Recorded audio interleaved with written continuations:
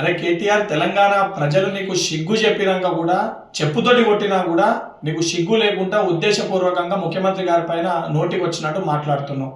నిజంగా నీకు మీ అయ్యకి సిగ్గు శరం ఉంటే, తెలంగాణ ప్రజల పట్ల చిత్తశుద్ధి ఉంటే, 10 ఏళ్ళు మీరు పరిపాలించినప్పుడు తెలంగాణ రాష్ట్రానికి ఏం చేసిర్రో అది చెప్పకపోగా మీరు చెయ్యని పనులు ఈరోజు ముఖ్యమంత్రి గారు చేస్తుంటే అది జీర్ణించుకోలేక, తట్టుకోలేక ముఖ్యమంత్రి గారిని ఉద్దేశించి దూషిస్తున్నావు.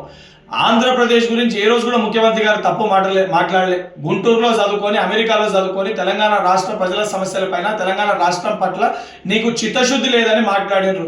నువ్వు సోయి లేకుండా బీఆర్ఎస్ పార్టీని ఆంధ్రప్రదేశ్లో పెట్టినప్పుడు, బీఆర్ఎస్ పార్టీ అక్కడ ఏదైతే రాజకీయ లబ్ధి కోసము నన్ను ఆంధ్రప్రదేశ్ ప్రజలు భీమవరంలో పోటీ చేయమంటారు అని చెప్పి నువ్వే ఒక ప్రసంగంలో మాట్లాడినావు. ఈరోజు సిగ్గు లేకుండా ముఖ్యమంత్రి గారి వ్యక్తిగత జీవితం గురించి, ముఖ్యమంత్రి గారి యొక్క చరిత్ర గురించి మాట్లాడుతున్నావు. నీది మీ అయ్య చరిత్ర ఏంద్రా నాయన? మీ కె చంద్రశేఖర్ రావు అలియాస్ దుబాయ్ శేఖర్, మీ అయ్యకి దుబాయ్ శేఖర్ అనే పేరు ఎందుకు వచ్చింది? ఈ రోజు కూడా గూగుల్లో దుబాయ్ శేఖర్ అని కొడితే pet name, nick name of K Chandrashekar Rao అని వస్తుంది. మరి ఆ రోజు దొంగ పాస్పోర్ట్ల పైన మీ అయ్య చేసిన ఘనకార్యం ఏంటి? అవన్నీ మర్చిపోయినావా? గతాన్ని మర్చిపోయి ఉద్దేశించి నువ్వు మాట్లాడుతున్నావు.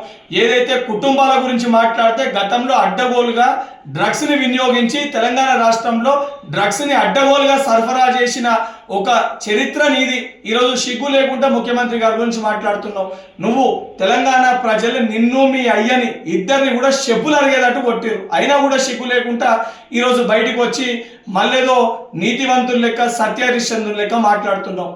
నిజంగా నీకు సిగ్గు ఉంటే జూబ్లీహిల్స్ ఉప ఎన్నికల్లో కానీ, సర్పంచ్ ఎన్నికల్లో కానీ నువ్వు పార్టీ వర్కింగ్ ప్రెసిడెంట్గా అన్ఫిట్ అని చెప్పని ఈరోజు నీ సొంత పార్టీ కార్యకర్తలు మాట్లాడుతున్నారు. స్వయంగా నీ చెల్లెని నువ్వు దయ్యం అని చెప్పి సంబోధిస్తుంది. సొంత చెల్లెకి సమాధానం చెప్పుకునే ఒక ధైర్యం లేదా? అడిగే ప్రశ్నలకి సమాధానం చెప్పే సిగ్గు లేదు. ఈరోజు నువ్వు వచ్చి తెలంగాణ రాష్ట్ర ముఖ్యమంత్రి గురించి మాట్లాడతావా?